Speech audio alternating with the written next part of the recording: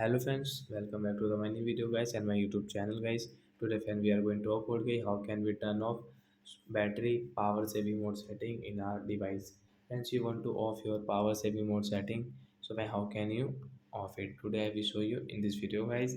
So first of all guys, open your phone setting to off guys your power saving mode.